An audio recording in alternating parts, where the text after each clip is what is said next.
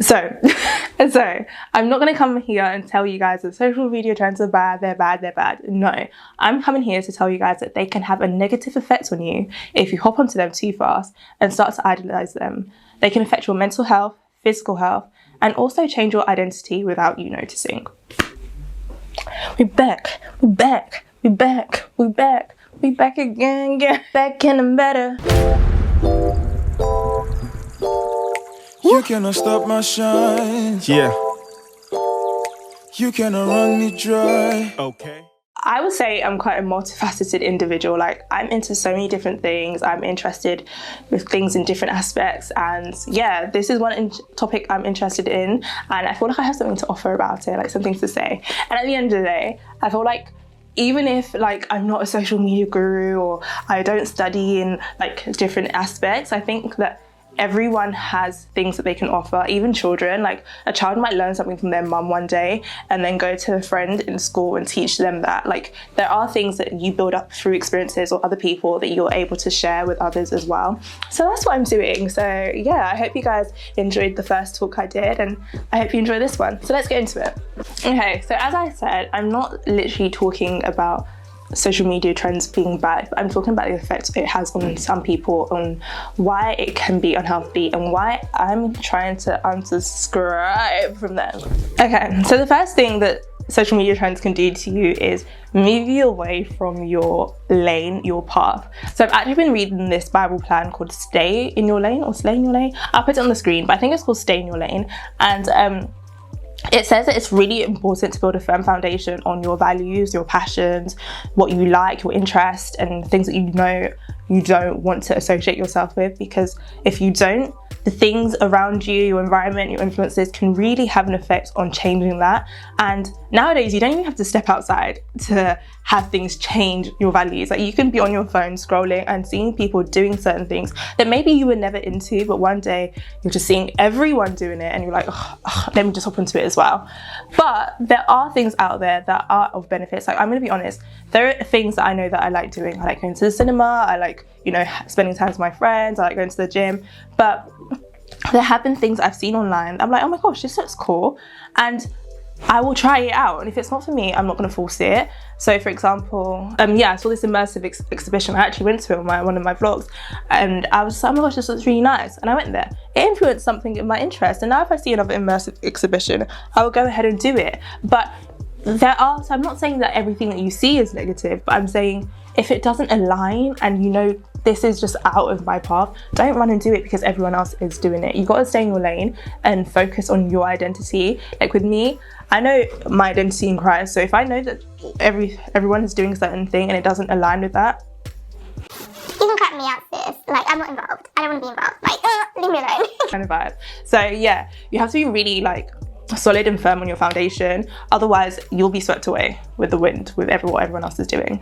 Another thing that social media trends can do to you, it will bring to you, is FOMO. So if you don't know what FOMO is, it's the fear of missing out. And your girl has felt it so badly in the past, and sometimes I still feel it. I'm not even gonna be fake with you guys.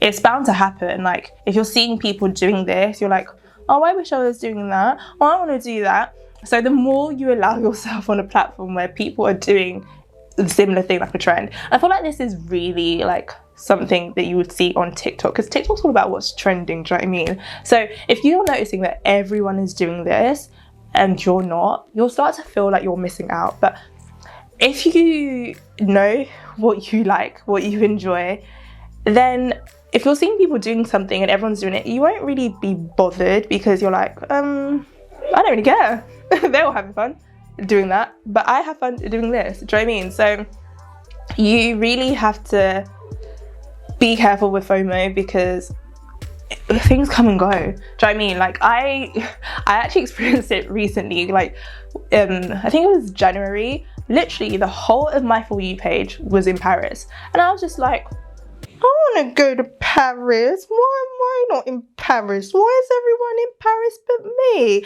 Everyone's at Steyr. Everyone's getting hot chocolate but me. And then, like, a few weeks after, I was just like, I don't really care about Paris.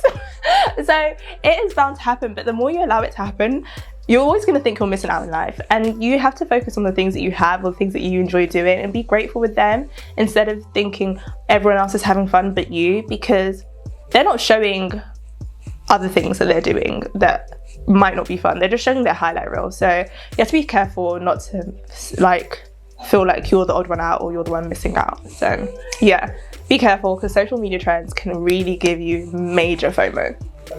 Another thing that social media trends can do is slowly I don't know if this is a word, but deteriorate the guardings of your heart.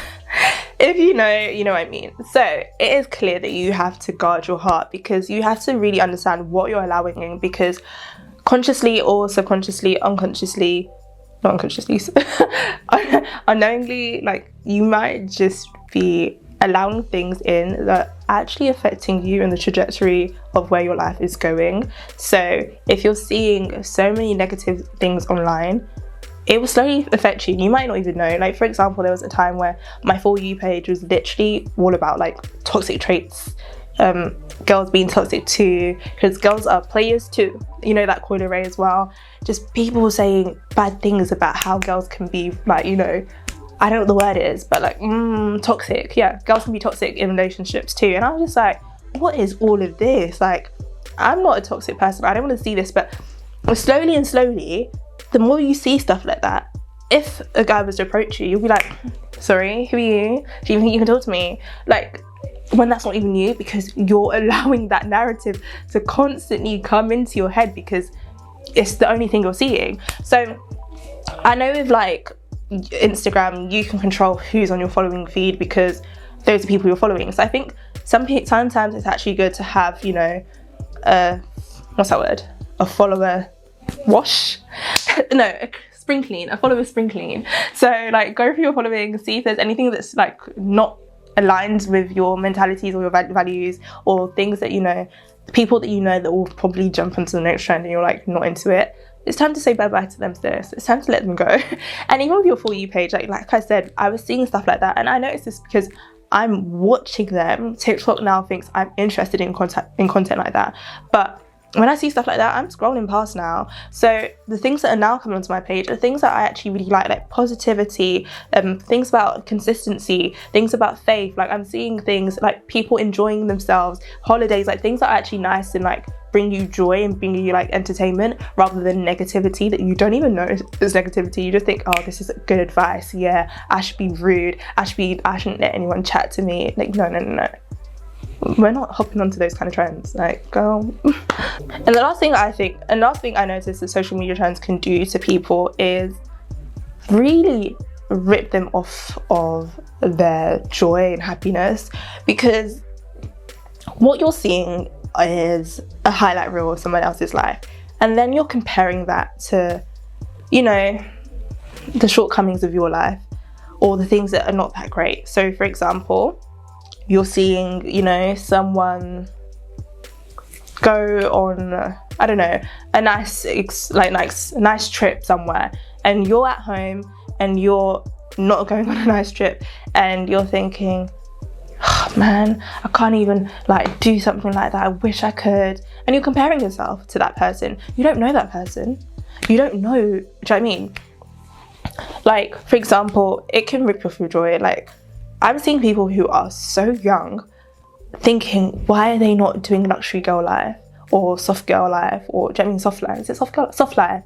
And it's just like, you don't know what these people are doing to afford that lifestyle, or what jobs or how much work they're putting in, or who's helping sponsor them. But you're now comparing your life to theirs, thinking, oh, I don't have that Chanel bag. Oh, I don't have access to a private jet.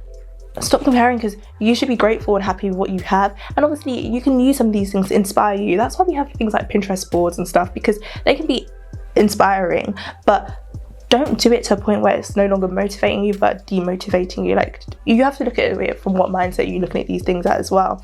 And another thing that it can do is like, just, yeah, like rip your joy. For example, say you've gone and, you know, ordered a Big Mac or Big Tasty, and you're at home eating it, enjoying, and on one hand you're just there having your burger, and you see there's this trend that goes, we're not with, what is it? We're not with anymore. We're now with this. And like people are saying what they used to do and what they're now doing. So like, say you're just eating your Big Mac and you see people saying, we're not with Big Macs anymore. We're now with Hakkasan. And you're like,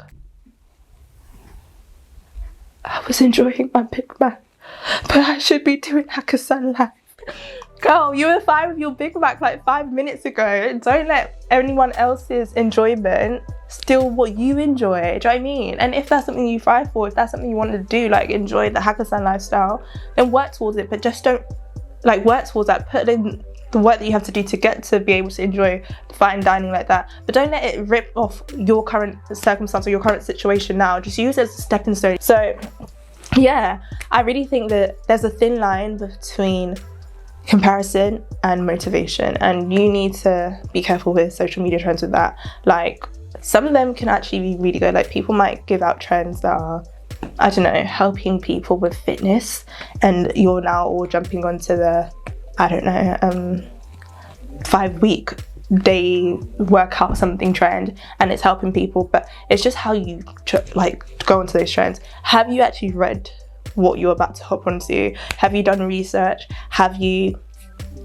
you know, there's so many different things that I know I'm familiar with some of them, and some of the case studies I've given you might even be related to me. Like for example, how I told you guys about Paris, and there's even some trends that maybe I jumped on and I only noticed after, like, oh, that's why I was doing my makeup like that, but it improved my makeup. So like there are certain things that can actually help you, but you just have to be careful on how you are first before you know, allow these things in. So I'm gonna wrap this up and just quickly go over the points that I said, just so you guys can have them all once again. So these are some of the reasons why I believe social media trends are unhealthy and why I don't think we should subscribe to every single one of them so quickly.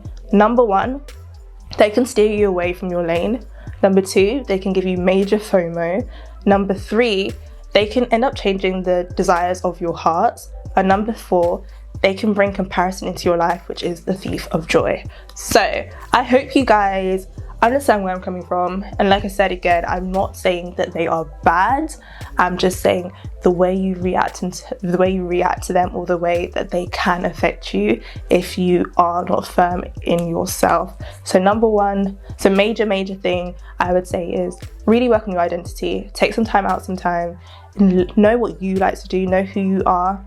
And as a Christian as well, that's also knowing your identity in Christ and know who Christ has called you to be, and that will allow you to stay firm and not allow you to be swayed left, right and center onto the next trend until you become just a doll or someone that just moves with the wind. So yeah, I hope you guys enjoyed that video, and yeah, if you have any comments, if you have anything else that you think that social media can do and benefits, I feel like I don't want the comment section to be quite like, you know, something quite negative. I want us to like say also the benefits as well that you guys think it can give to people. So yeah, I hope you guys enjoyed the video. Make sure to give it a subscribe. Make sure to subscribe to the channel, sorry. Make sure to give the video a like, and I will see you guys in my next video. Bye. Dry. Okay. Yeah. Shell K, let me talk to you. Look at me. Tell me what you see.